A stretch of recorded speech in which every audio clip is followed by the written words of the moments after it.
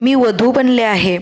माझ्या जिजूची वाट पाहत आहे, कारण मी माझ्या जिजूशी लग्न केले होते आणि आता तो माझा नवरा झाला आहे. माझ्या जिजूने माझ्या बहिणीला मारले हे फक्त मलाच माहिती होते. मुलाच्या हव्यासापोटी मला माझ्या जिजूशी लग्न करायला लावले. माझ्या पतीला मारून मी माझ्या बहिणीचा बदला नक्कीच घेईन असा मी मनात निश्चय केला होता. मी माझ्या नवऱ्याचा खूप तिरस्कार करत होते. हे लग्न मी जरी बळजबरीने केले होते, फक्त अश्रू ढाळण्यासाठी. त्याच्याकडे एक कार, बंगला, सर्व काही होते. म्हणूनच माझ्या आईने मला ऑफर दिली होती. तरीही माझा नवरा बंद खोलीत माझा कसा छळ करतो, तो माणसातून राक्षस कसा बनतो आणि त्याच्या अंगावरच्या जखमाई याची साथ देतात, या सगळ्या गोष्टी माझी दिवंगत बहीण मला सांगायची. पण तो लोकांसमोर इतका छान वागत असे की तो इतका क्रूर कृत्य करेन शक्यच नव्हते. माझ्या बहिणीनं मला आधीच सांगितले होते की तिचा नवरा तिला मारण्याचा बेत आखत होता, पण तिने मला हे कोणालाही न सांगण्याची शपथ दिली. मी सर्व काही हाताळीन. आणि मग एके दिवशी मला कळले की माझ्या जिजू पुनीतने आशूला त्याच्या आजीसोबत सोडून माझ्या बहिणीसोबत डोंगराळ भागात जाण्याचा प्लॅन केला होता. माझ्या बहिणीने मला कॉल केला तेव्हा मी खूप अस्वस्थ झाले. माझी बहीण पण मला खूप अस्वस्थ दिसत होती. आणि मग माझ्या बहिणीने मला अशी गोष्ट सांगितली की ज्याने मला खूप धक्का बसला. माझे हृदय जोरजोरात धडकत होते. मी माझ्या बहिणीची पुन्हा पुन्हा काळजी घेतली. ती ठीक आहे ना, आहे का, पण ती मला घाबरलेली वाटत होती. परत बोलू. आणि मग दुसऱ्या दिवशी आम्हाला विजेचा कडकडाट झाल्याची बातमी मिळाली. माझी बहीण आणि माझ्या जिजूचा मोठा अपघात झाला होता. आमचे घरचे दुःखाने वेडे झाले होते. माझ्या जिजूने बोलण्याने आमच्या संवेदना उडाल्या होत्या. त्याने सांगितले की अपघातात माझी बहीण डोंगरावरून खाली पडली. तिचा मृतदेह अद्याप सापडलेला नाही. आम्ही वाईट पद्धतीने रडायला लागलो. माझे हृदय दुःखाने फुटले होते. माझी लाडकी बहीण मला कायमची सोडून गेली होती आणि नशिबाचा खेळ बघा की तिला शेवटचं बघायलाही मिळालं नाही. या विचारानं माझं मन वेड होत होतं. मला असं वाटायचं की डोंगरात एकटीच पडली असावी आणि आपण घरात आनंदाने बसलो आहोत. जेव्हा माझा जिजू परत आला तेव्हा आम्ही पाहिले की त्याला काही जखमा होत्या. अचानक मला वाटले की निघताना माझी बहीण आनंदी होण्याऐवजी काळजीत आहे. आणि ती मला सांगत होती की तानिया, मला काही झाले तर तू माझ्या आशूची काळजी घे आणि कधी त्याला एकटे सोडू नको. आता मी माझ्या जिजूकडे संशयास्पद नजरेने बघत होते. या अपघातात पुनीतला किरकोळ दुखापत झाली आणि माझ्या बहिणीला जीव गमवावा लागला. हे कसं शक्य आहे? माझे मन मानायला अजिबात तयार नव्हते. नक्कीच पुनीतने माझ्या बहिणीचा खून केला असावा, पण माझ्या कुटुंबियांनी पुनीतला शांत केले आणि त्याची चौकशी केली नाही. जेव्हा लोकांनी माझ्या कुटुंबातील सदस्यांना प्रश्न विचारले तेव्हा माझ्या कुटुंबातील सदस्यांनी पुनीतला सांगितलेल्या गोष्टीची पुनरावृत्ती केली. मला आश्चर्य वाटले की माझ्याशिवाय कुणालाच वाटले नव्हते की या अपघातात त्या दोघांचाही बहिणीचाच मृत्यू का झाला. माझ्या बहिणीला मारण्याचा हा सुनियोजित कट होता असे मला वाटत होते. नाहीतरी पूर्वी प्रत्येक वेळी माझी बहीण आणि जिजू आशूला सोबत घेऊन फिरायला जायचे, पण यावेळी तो आशूला त्याच्या आजीकडे आधीच सोडून गेला होता. मी माझ्या घरच्यांशी माझी शंका बोलून दाखवली तेव्हा त्यांनी मला रागाने शिव्या द्यायला सुरुवात केली आणि सांगितले की तुझ्या बहिणीच्या मृत्यूला तुला खूप धक्का बसला आहे आणि त्यामुळे ते इकडच्या तिकडच्या गोष्टी तुझ्या मनात येऊ लागल्या आहेत आणि तू तुझ्या देवासारख्या सभ्य जिजूला दोष देत आहेस. मी माझ्या घरच्यांच्या समोर मौन पाळले होते, पण माझा जिजू आमच्या घरी आला. संधी पाहून मी वर पोहोचले आणि त्याला प्रश्न केला की अपघात दोघांचा झाला, मग तुम्हाला इतक्या कशा जखमा झाल्या? मी असं बोलले की तो ऐकून थक्क झाला आणि मग तो इकडे तिकडे पाहू लागला. मी म्हणाले की तुम्ही माझ्यापासून काही लपू शकत नाही, कारण माझ्या बहिणीने जाण्यापूर्वी मला सत्य सांगितले होते. माझ्या बोलण्यातून पुनीतच्या चेहऱ्यावर आलेले भाव काही त्रासदायक होते हे मला जाणवले होते. तेव्हा पुनीत मला सावधपणे म्हणाला, तुला काही माहिती असेल तर अजून बरं आहे, पण खात्री आहे की मी खरं कोणाला सांगणार नाही, म्हणून गप्प बस आणि मला प्रश्न विचारू नकोस. डोळ्यात पाणी आणून पुनीतच्या शौर्याकडे पाहत होते. आता त्याने आमच्या घरी येणे खूप बंद केले होते. काही दिवसांनी आशूलाही आमच्या घरातून तो घेऊन गेला. माझ्या बहिणीच्या मृत्यूने आमच्या घरातील सर्वांचा संयम सुटला होता. पण माझी बहीण माझे मन सोडत नव्हती. पुनीतचे बोलणे मला खूप त्रास देत होते. त्याने आपला गुन्हा मान्य केला होता, पण त्याच वेळी मी कोणाला सांगू शकत नव्हते असे तो म्हणत होता. आणि कोणीही माझ्यावर विश्वास ठेवणार नाही. ते बरोबर होते, कारण घरातील कोणीही माझ्यावर विश्वास ठेवला नाही आणि पुनीतवर सर्वांचा आंधळा विश्वास होता. एका महिन्यानंतर माझ्या आईवडिलांनी माझ्या जिजूशी लग्न करायचं ठरवलं. तेव्हा हद्द झाली. हे ऐकून मला मनस्ताप झाला. माझ्या खऱ्या बहिणीचा खून करणाऱ्या, ज्याच्यासोबत माझ्या बहिणीचं रडत आयुष्य घालवले, अशा व्यक्तीसोबत मी कधीच राहू शकत नाही. माझ्या बहिणीने मला सांगितले की पुनीतला एक आजार आहे आणि त्यामुळे पुनीतशी लग्न करणं हे माझ्यासाठी वेगळीच परीक्षा होती. पण माझा 5 वर्षाचा लहान भाचा आता आजारी होता आणि त्याला घरचे वातावरण चांगले असावे अशी माझ्या आईवडिलांची इच्छा होती. आईचे प्रेम आशूला फक्त मीच देऊ शकते, म्हणून मी पुनीतसोबत लग्न करावं असा सगळ्यांचा आग्रह होता. मी माझ्या पालकांशी बोलण्याचा प्रयत्न केला. समजावून सांगितले की मी इथे राहूनही आशूला सांभाळू शकते, पण पुनीतला आशूला स्वतःपासून दूर ठेवायला तयार नव्हता. माझ्यावर दबाव टाकून माझ्या घरच्यांनी पुनीतसोबत माझं लग्न लावून दिलं आणि आता तिथून निघून त्याच्या आलिशान घरात मी पोहोचले. मला भीती वाटत होती की माझे आयुष्य माझ्या बहिणीसारखे होईल आणि माझा शेवट देखील वेदनादायक मृत्यूने होईल. पुनीतच्या वास्तवाची जाणीव न झाल्यामुळे माझ्या कुटुंबातील सदस्यांनी आधीच एक मुलगी गमावल्यामुळे मी रडत होते आणि आता दुसरीही मुलगी दिली होती. मी नवरी होऊन पुनीतच्या खोलीत जाऊन बसले. रडत होते मी. मला आईच्या रूपात पाहून आशूला खूप आनंद झाला आणि याच आनंदात तो माझ्याजवळ झोपला. पुनीत खोलीत शिरला तेव्हा त्याला आशू माझ्याजवळ झोपलेला दिसला. थोड्या वेळ आशूच्या डोक्याला हात फिरवत राहिले. मग त्याने आशूला आपल्या मांडीवर घेऊन खोलीत झोपवले. माझे हृदय भीतीने धडधडत होते आणि माझे हृदय इथून पळून जावे की एखाद्या सुरक्षित ठिकाणी लपावे असे मला वाटत होते, जिथे जिजूची नजर माझ्यावर कधीच पडू शकत नाही. भीतीसोबत पुनीत माझ्या बहिणीचा खुनी असल्याने मला त्याच्याबद्दल तीव्र तिरस्कारही वाटत होता. मी त्याला माझा नवरा म्हणून कसा स्वीकारू शकेन, पण माझी सक्ती होती. आता मला इथेच राहायचे होते आशूच्या फायद्यासाठी.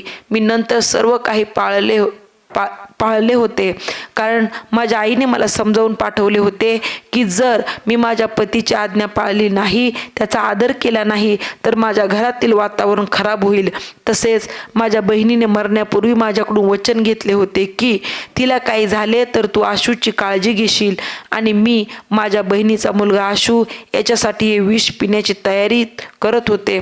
पण दुसरीकडे पुनीतने माझ्या बहिणीला ज्या पद्धतीने मारले ते मी ठरवले होते. याच प्रकारे मी त्याला पूर्ण करीन.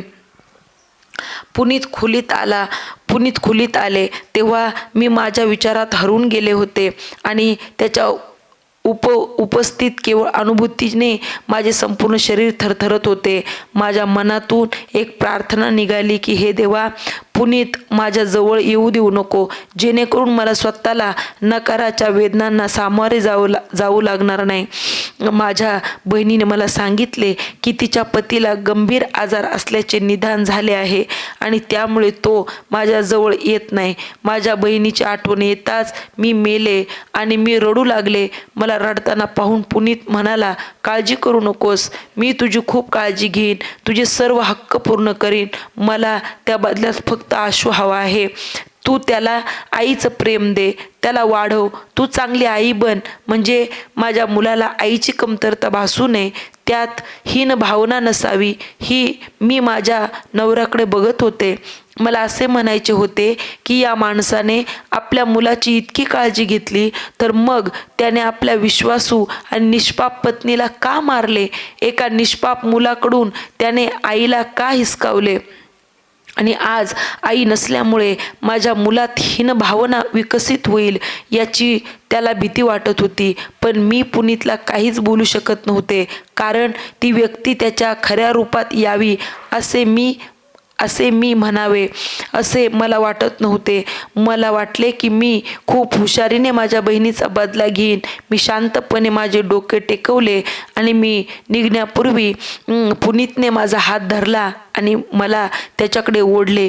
मी त्याच्या मजबूत बाहूंमध्ये रडत राहिले. मी त्याच्या हातातून बाहेर पडण्याचा लाखो वेळा प्रयत्न केला, पण त्याच्या हातांचा घेर खूप घट्ट होता आणि मग मी स्वतःला त्याच्या स्वाधीन केले.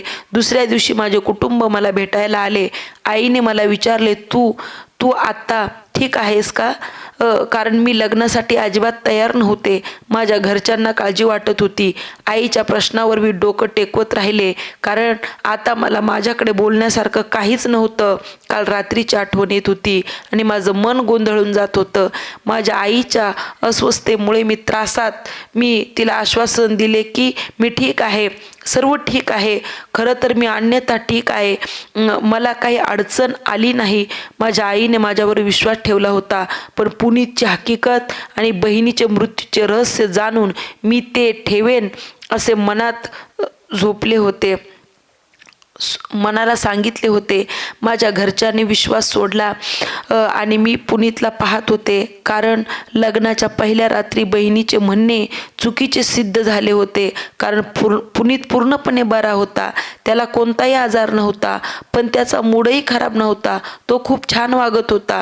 मी विचार करत होते की हनीमूनला पुनीत माझ्यासोबत काय दुष्टपणा करेल माहीत नाही, पण हनीमूनला पुनीतने मनमोहक पद्धतीने आपले प्रेम व्यक्त केले होते याचे मला आश्चर्य वाटले.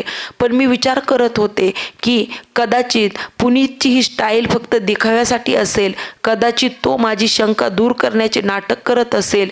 त्यामुळे मी आत्ता पुनीतवर विश्वास ठेवू शकत नाही. मला माझी बहिणीची शेवटची आठवण यायची. पुनीतकडे भरपूर पैसे होते आणि त्याचे महिन्याचे उत्पन्न लाखात होते, परंतु तरी माझी बहीण उद्ध्वस्त होळीत राहिली आणि तिचा चेहरा सर्व वेळ उदास होता. आशूनंतर पुनीतने माझ्या बहिणीला मोलकरीण म्हणून ठेवले होते. ती जेव्हा कधी घरी यायची तेव्हा आम्ही तिच्यासोबत राहायचो आणि माझी बहीण मला उजाड आणि उदास वाटायची. तर आता पुनीतचा कोमल मूड माझ्यासाठी शिखरावर होता. मी लवकरच काम आणि आशूची घराची जबाबदारी घेतली. आशू आता थोडासा सावरला होता आणि माझ्याभोवती फिरत होता. मी त्याला प्रत्येक प्रकारे आकर्षित करण्याचा प्रयत्न केला. खाण्यापिण्यातही ती त्याची इच्छा जपत असे. आशूची प्रकृती आता हळूहळू सुधारत होती. माझ्या आणि पुनीतच्या लग्नाला 2 महिने उलटून गेले होते. मला असं वाटायचं की जसा पुनीत सतत माझ्याकडे बघत राहतो तसाच आता पुनीतच्या डोळ्यांचा त्रास होत होता. एके दिवशी मी कंटाळले आणि पुनीतला विचारले की तू माझ्याकडे सतत का बघत बसतोस? यावेळी पुनीतने मला दिलेले उत्तर ऐकून मी धक्काच बसला. पुनीत म्हणाला की मला बघायचे आहे की तू खरंच अशी आहेस की एक दिवस तू पण तुझ्या बहिणीसारखी होशील. पुनीतच्या बोलण्याने मला आश्चर्य वाटले. पुनीतचा खरा चेहरा पाहण्यासाठी मी उद्विग्न झाले होते. तसाच पुनीतलाही माझे वास्तव जाणून घेण्याची उत्सुकता होती. मी पण या मुद्द्यावर होतो की मी स्वतःला लपवून ठेवते असे पुनीतला का वाटते आणि मी माझ्या बहिणीसारखी राहीन असे पुनीत का म्हणाला? शेवटी माझी बहीण कशी होती? त्याच्या बोलण्याने माझा गोंधळ उडाला. जसा वेळ जात होता तसा मी अधिकाधिक गोंधळात पडत होते. पुनीतच्या आत असं काही दिसलं नाही की मला काहीतरी अंदाज येईल. एके दिवशी आशूला खूप ताप आला आणि त्याला दिवसभर ताप होता. पुनीत त्यावेळी घरी नव्हता.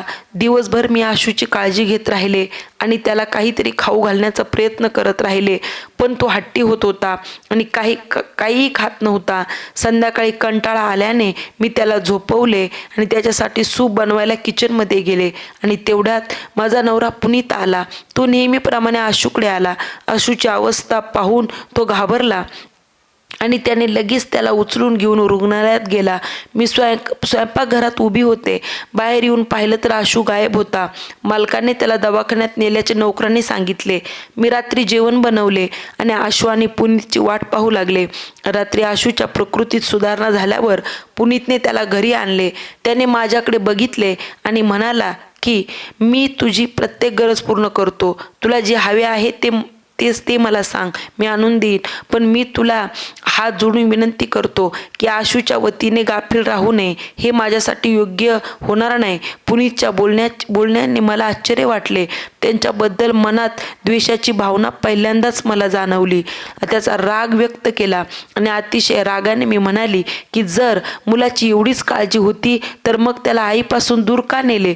पुनीतने माझ्या म्हणण्यावर उत्तर दिले नाही आणि खोली सोडली. मी डोक्यावर हात मारला, आशूला सूप दिले, त्याला छातीशी घट्ट मिठी मारली आणि झोपायला सुरुवात केली.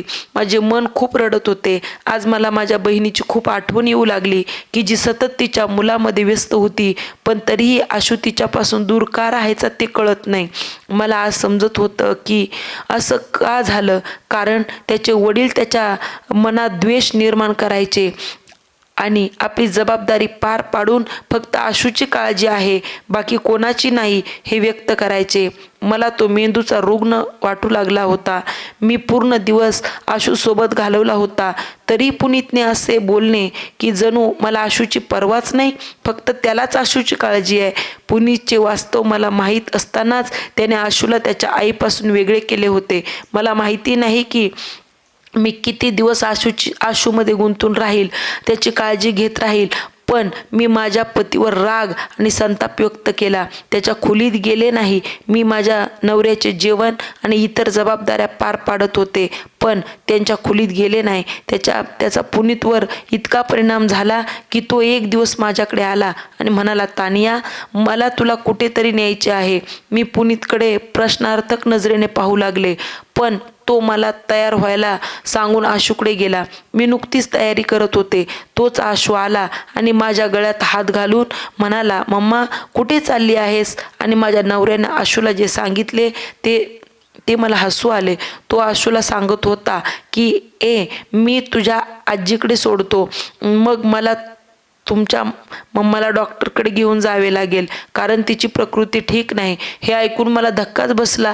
आशू तिथून निघून गेल्यावर मी पुनीतला विचारले की मी एकदम बरी आहे, मला डॉक्टरकडे का घेऊन जायचे आहे. यावर पुनीत म्हणाला की मी हे फक्त आशूच्या मनोरंजनासाठी बोललो होतो.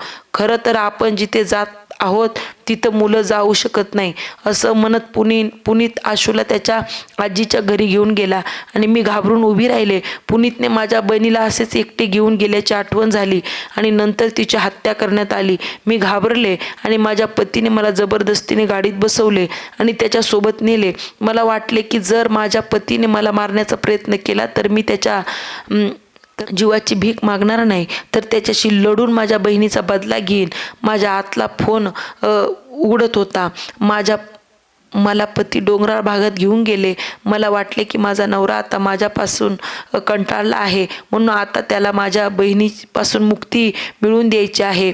एके ठिकाणी पोहोचल्यावर त्याने गाडी थांबवली आणि मला गाडीतून उतरायला सांगितले. मी शांतपणे गाडीतून बाहेर पडले. आगामी परिस्थितीसाठी स्वतःला तयार करत होते. मग तो मला घेऊन गल्लीत पुढे जात राहिला. मी घाबरून माझ्या पतीसोबत चालत होते आणि मग ती एका छोट्या घरासमोर थांबली. तिच्या घराचा दरवाजा ठोठावू लागली. एक तरुण मुलगा घरातून बाहेर आला. तेव्हा मी नवऱ्याकडे आश्चर्याने पाहत होते.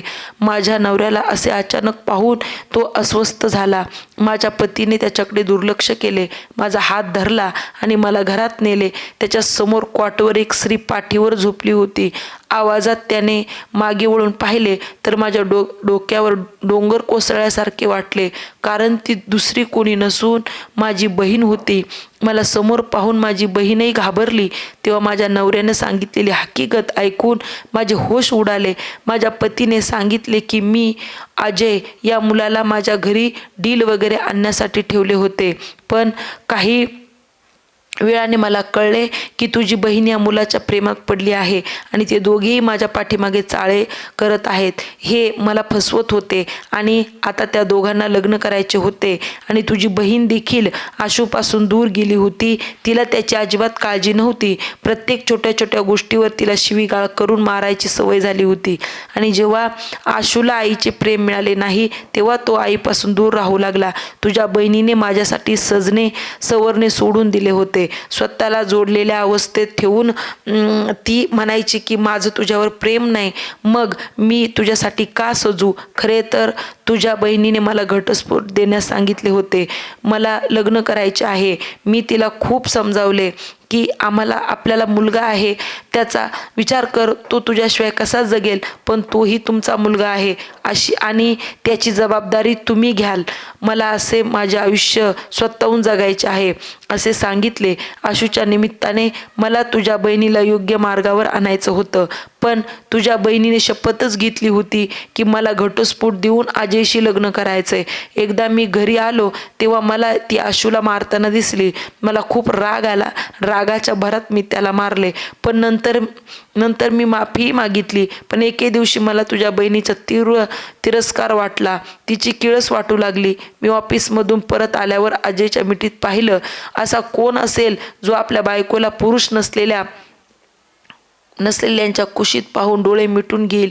हे मी तुझ्या आईवडिलांनाही सांगितले होते, पण ते म्हणाले की अशी मुलगी आमच्यासाठी मिली आहे, आता तुला तिच्यासोबत काय हवे ते कर.